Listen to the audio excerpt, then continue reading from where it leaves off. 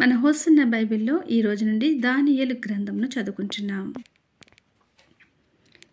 యూదా రాజగు యెహోయాకీము ఏలుబడిలో 3వ సంవత్సరముల బబులోను రాజగు నెబుకద్నెజరు యెరూషలేము మీదికి వచ్చి దాన్ని ముట్టడి వేయగా, ప్రభువు యూదా రాజగు యెహోయాకీమును దేవుని మందిరములోని శేషించిన ఉపకరణములను ఆ రాజు చేతికి అప్పగించెను. గనుక అతడు ఆ వస్తువులను షీనారు దేశములోని తన దేవతాలయమునకు తీసుకొని పోయి తన దేవతాలయపు బొక్కసంలో ఉంచెను. రాజు అష్పెనజులను తన నపుంసకుల అధిపతిని పిలిపించి అతనికిలాగు ఆజ్ఞాపించెను. ఇశ్రాయేలీయుల రాజవంశములలో ముఖ్యులై లోపము లేని సౌందర్యమును సకల విద్య ప్రావీణతయు జ్ఞానమును కలిగి తత్వజ్ఞానము తెలిసిన వారై రాజనగరునందు నిలువదగిన కొందరు బాలును రప్పించి కల్దీయుల విద్యను భాషను వారికి నేర్పుము. మరియు రాజు తను భుజించు ఆహారములో నుండి తను పానము చేయు ద్రాక్ష రసములో నుండి అనుదిన భాగము వారికి నియమించి 3 సంవత్సరములు వారిని పోషించి పిమ్మట వారిని తన ఎదుట నిలవబెట్టునట్లు ఆజ్ఞ ఇచ్చెను. యూదులలో నుండి దానియేలు, హనన్య, మిషాయేలు, అజర్య అనువారు వీరిలో నుండిరి. నపుంసకుల అధిపతి దానియేలునకు బెల్తషాజరు అనియు, హనన్యాకు షద్రక్ అనియు, మిషాయేలునకు మేషక్ అనియు, అజర్యాకు అబేద్నెగో అనియు పేర్లు పెట్టెను. రాజు భుజించు భోజనము పానము చేయు ద్రాక్షారసమును పుచ్చుకొని తన్ను అపవిత్రపరచుకొనకూడదని దానియేలు ఉద్దేశించి తాను అపవిత్రుడు కాకుండానట్లు వాటిని పుచ్చుకొనకుండా సెలవిమ్మని నపుంసకుల అధిపతిని వేడుకొనగా, దేవుడు నపుంసకుల అధిపతి దృష్టికి దానియేలునకు కృపా కటాక్షమునందను అనుగ్రహించెను. గనుక నపుంసకుల అధిపతి దానియేలుతో ఇట్లనెను: మీకు అన్నపానములను నియమించిన రాజగు నా యజమానునికి నేను భయపడుచున్నాను. మీరు 7 బాలుర ముఖముల కంటే మీ ముఖములు కృషించినట్లు ఆయనకు కనబడనేలా. అట్లయితే మీరు రాజు చేత నాకు ప్రాణాపాయము కలుగజేతురు. నపుంసకుల అధిపతి దానియేలు, హనన్య, మిషాయేలు, అజర్య అను వారి మీద నియమించిన నియామకునితో దానియేలు ఇట్లనెను: భోజనమునకు శాఖ ధాన్యములను, పానమునకు నీళ్లను నీ దాసులము మాకిప్పించి దయచేసి 10 దినముల వరకు మమ్మును పరీక్షింపుము. పిమ్మట మా ముఖములను రాజు నియమించిన భోజనము భుజించు బాలుర ముఖములను చూచి నీకు తోచినట్టుగా నీ దాసులమైన మాయడలా జరిగింపుము. అందుకతడు ఈ విషయములో వారి మాటకు సమ్మతించి 10 దినముల వరకు వారిని పరీక్షించెను. 10 దినములైన పిమ్మట వారి ముఖములు రాజు భోజనము భుజించు బాలురందరి ముఖముల కంటే సౌందర్యముగాను కలగాను కనబడగా, రాజు వారికి నియమించిన భోజనమును పానము కొరకైన ద్రాక్ష రసమును ఆ నియామకుడు తీసివేసి వారికి శాఖ ధాన్యములనిచ్చెను. ఈ 4 బాలుర సంగతి ఏమనగా, దేవుడు వారికి జ్ఞానమును సకల శాస్త్ర ప్రావీణ్యతయు వివేచనయు అనుగ్రహించెను. మరియు దానియేలు సకల విధములకు దర్శనములను స్వప్న భావములను గ్రహించు తెలివిగలవాడై ఉండెను. నెబుకద్నెజరు తన సముఖమునకు వారిని తేవలనని ఆజ్ఞ ఇచ్చి నియమించిన దినములు కాగానే నపుంసకుల అధిపతి రాజు సముఖమున వారిని నిలవబెట్టెను. రాజు వారితో మాట్లాడగా వారందరిలో దానియేలు, హనన్య, మిషాయేలు, అజర్య వంటి వారెవరునూ కనబడలేదు. గనుక వారే రాజు సముఖమున నిలిచిరి. రాజు వీరి యొద్ద విచారణ చేయగా, జ్ఞాన వివేకుల సంబంధమైన ప్రతి విషయంలో వీరు తమ రాజ్యమందంతట నుండి శకునగాండ్ర కంటేను, గారడి విద్య గల వారందరి కంటేను 10 వంతుల శ్రేష్ఠులని తెలియబడెను. ఈ దానియేలు కోరేషు ఏలుబడిలో 1 సంవత్సరము వరకు జీవించెను. దేవుడు ఈ చిన్ని వాక్యమును దీవించునుగాక. ఆమేన్. దానియేలు గ్రంథంలో నుండి 2వ అధ్యాయము చదువుకుంటున్నాం. నెబుకద్నెజరు తన ఏలుబడి యందు 2వ సంవత్సరమున కలలు కనెను. అందును గురించి ఆయన మనస్సు కలతపడగా ఆయనకు నిద్ర పట్టకుండెను. కాగా రాజు తాను కనిన కలలను తనకు తెలియచెప్పుటకై శకునగాండ్రను, గారడి విద్య గల వారిని, మాంత్రికులను, కల్దీయులను పిలువనంపుడని ఆజ్ఞయ్యగా వారు వచ్చి రాజు సముఖమున నిలిచిరి. రాజు వారితో, నేనొక కల కంటిని, ఆ కల భావము తెలుసుకొనవలెనని నేను మనోవ్యాకులమొందియున్నాననగా కల్దీయులు సిరియా భాషతో ఇట్లనిరి. రాజు చిరకాలము జీవించునుగాక. తమరి దాసులకు కల సెలవీయుడి, మేము దాని భావమును తెలియజేసేదము. రాజు, నేను దాన్ని మరచిపోతుని గాని కలను దాని భావమును మీరు తెలియజేయని ఎడల మీరు తుత్తునులుగా చేయబడుదురు. మీ ఇండ్లు పెంట కుప్పగా చేయబడును. కలను దాని భావమును తెలియజేసిన ఎడల దానములను బహుమానములను మహాఘనతయు నా సముఖములో నొందుదురు గనుక కలను దాని భావమును తెలియజేయుడనగా వారు, రాజు ఆ కలను తమరి దాసులమైన మాకు చెప్పిన ఎడల మేము దాని భావమును తెలియజేసేదమని మరలా ప్రత్యుత్తరమిచ్చిరి. అందుకు రాజు ఉత్తరమిచ్చి చెప్పినది ఏమనగా, నేను మరచియుండుట మీరు చూచి కాలహరణము చేయవలెనని మీరు కనిపెట్టుచున్నట్లు నేను బాగుగా గ్రహించుచున్నాను. కాలము ఉపాయముగా గడవవలెనని అబద్ధమును మోసపు మాటలను నా ఎదుట పలుక నుద్దేశించి ఉన్నారు. మీరు కలను చెప్పలేకపోయినెడల నేను చెప్పిన మాట ఖండితము గనుక కలను నాకు చెప్పుడి, అప్పుడు దాని భావమును తెలియజేయుటకు మీకు సాధ్యము కలదని నేను తెలుసుకొందును. అందుకు కల్దీయులు ఇలాగూ ప్రత్యుత్తరమిచ్చిరి. భూమి మీద ఏ మనుష్యుడును రాజు అడిగిన సంగతి చెప్పజాలడు. ఏ చక్రవర్తియు అధికారియు శకునగాని యొద్దను గారిడి విద్య గలవాని యొద్దను కల్దీయుని యొద్దను ఇట్టి సంగతి విచారింపలేదు. రాజు విచారించిన సంగతి బహు అసాధారణమైనది. దేవతలు కాక మరెవరునూ ఈ సంగతి తెలియజెప్పజాలరు. దేవతల నివాసములు శరీరుల మధ్య ఉండవు గదా.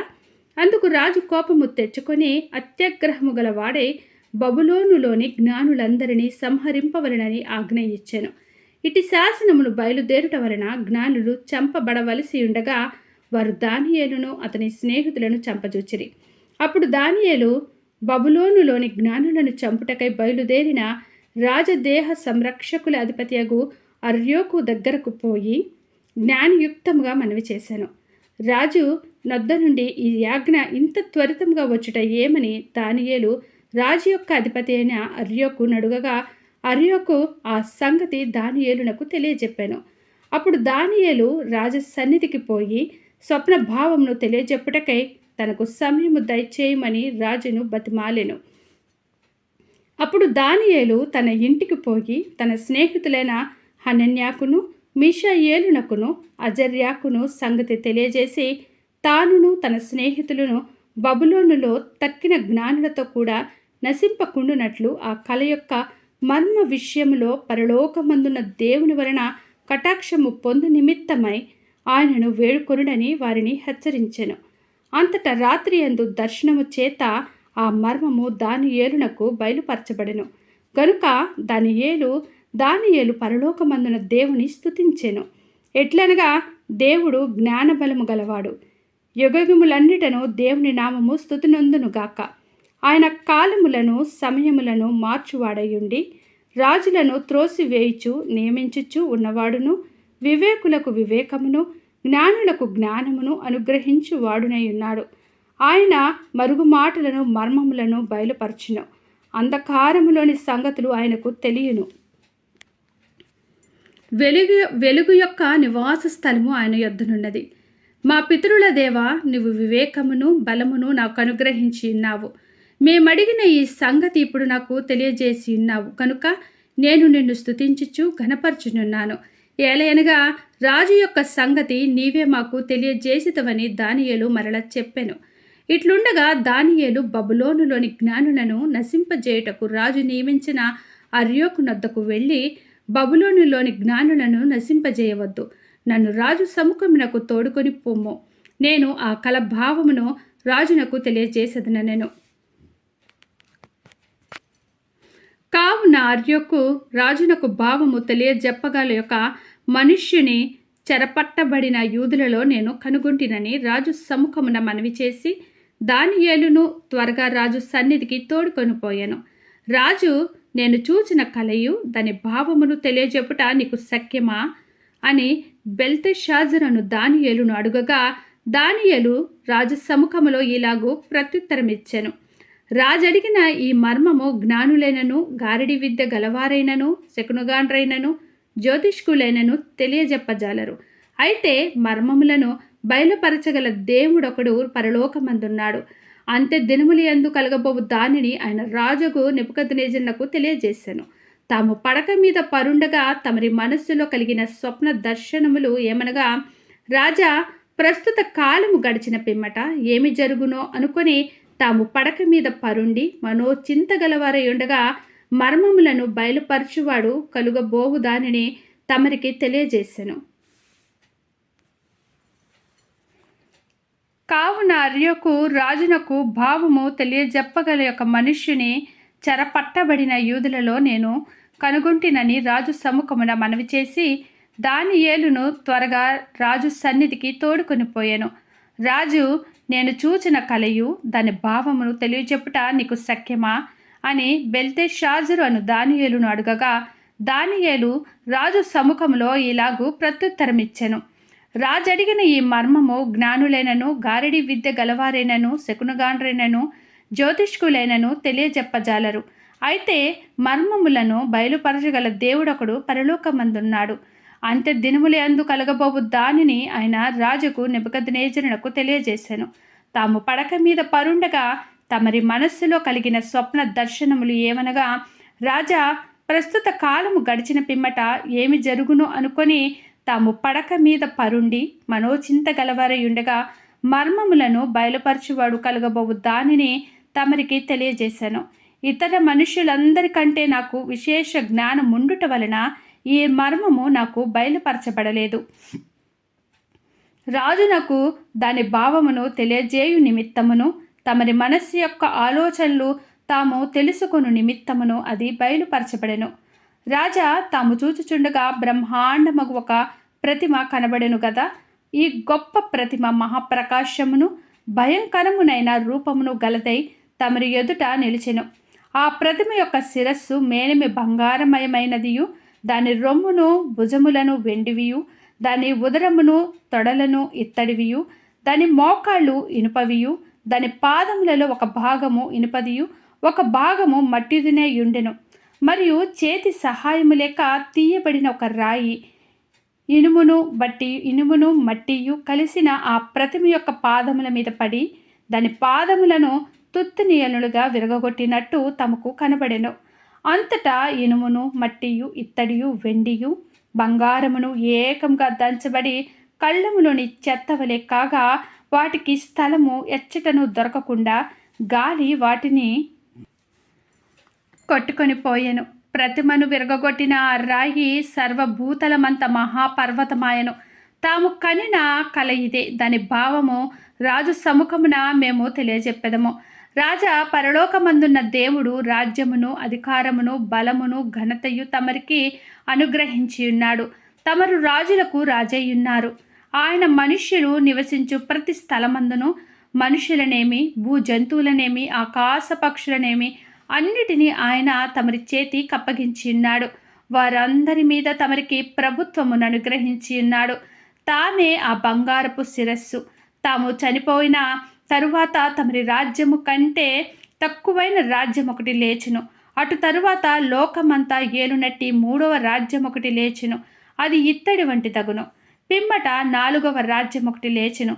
అది ఇనుము బలముగా ఉండును. ఇనుము సమస్తమైన వాటిని దంచి విరగొట్టినట్టిది కదా. ఇనుము పగులగొట్టినట్లు అది రాజ్యములన్నిటిని పగులగొట్టి పాడు చేయును. పాదములను వ్రేళ్లును కొంత మట్టునకు కుమ్మరి మట్టిదిగాను, కొంత మట్టునకు ఇనుపదిగాను ఉన్నట్లు తమరికి కనబడెను. గనుక ఆ రాజ్యంలో భేదములుండెను. అయితే ఇనుము బురదతో కలిసి ఉన్నట్టు కనబడెను. గనుక ఆ రాజ్యములో అలాగుననుండెను. ఆ రాజ్యము ఇనుము వంటి బలము గలదై ఉండెను. పాదముల వేళ్ళు కొంత మట్టునకు ఇనుపవిగాను, కొంత మట్టునకు మట్టివిగాను ఉన్నట్లు ఆ రాజ్యము ఒక విషయంలో బలముగాను, ఒక విషయంలో నీరసముగాను ఉండెను. ఇనుమును బురదయు మిళితమై ఉండుట తమరికి కనబడెను. అటువలే మనుష్య జాతులు మిళితములై ఇనుమును మట్టితో అతుకున్నట్లు వారు ఒకనితో ఒకరు పొసగకయ్యుందరు. ఆ రాజుల కాలములలో పరలోకమందున దేవుడు ఒక రాజ్యమును స్థాపించును. దానికెన్నటికి నాశనము కలుగదు. ఆ రాజ్యము దాన్ని పొందిన వారికి గాక మరెవరికి చెందదు. అది ముందు చెప్పిన రాజ్యములన్నిటిని పగలగొట్టి నిర్మూలము చేయును, గాని అది యుగయుగముల వరకు నిలుచును. చేతి సహాయము లేక పర్వతం నుండి తీయబడిన ఆ రాయి ఇనుమును, ఇత్తడిని, మట్టిని, వెండిని, బంగారమును పగులగొట్టగా తమరు చూచితరే. ఇందువలన మహాదేవుడు ముందు జరగబోవు సంగతి రాజునకు తెలియజేసి ఉన్నాడు. కల నిశ్చయము, దాని భావము నమ్మదగినది అని దానియేలు రాజుతో చెప్పాను. అంతటా రాజుకు నెబుకద్నెజరు దానియేలునకు సాష్టాంగ నమస్కారము చేసి అతని పూజించి నైవేద్య ధూపములు అతనికి సమర్పింప ఆజ్ఞాపించెను. మరియు రాజు, ఈ మర్మమును బయలుపరచుటకు నీవు సమర్థుడవైతివే. నీ దేవుడు దేవతలకు దేవుడును, రాజులకు ప్రభువును, మర్మములు బయలుపరచు ద్వాడునై ఉన్నాడని దానియేలునకు ప్రత్యుత్తరమిచ్చెను. అప్పుడు రాజు దానియేలును బహుగా హెచ్చించి అనేక గొప్ప దానములిచ్చి అతనికి బబులోనులోను సంస్థానమంతటి మీద అధిపతినిగాను, బబులోను జ్ఞానులందరిలో ప్రధానునిగాను నియమించెను. అంతటా దానియేలు రాజునొద్ద మనవి చేసుకొనగా రాజు షద్రకు, మేషాకు, అబేద్నెగోయను వారిని బబులోను సంస్థానం మీద విచారణ కర్తనుగా నియమించెను. అయితే దానియేలు రాజు సన్నిధిని ఉండెను. దేవుడు ఈ చిన్ని వాక్యమును దీవించునుగాక. ఆమేన్. ప్లీజ్ లైక్ చేయండి, షేర్ చేయండి, సబ్స్క్రైబ్ చేయండి. దేవుడు మనందరికీ తోడై ఉండునుగాక. ఆమేన్.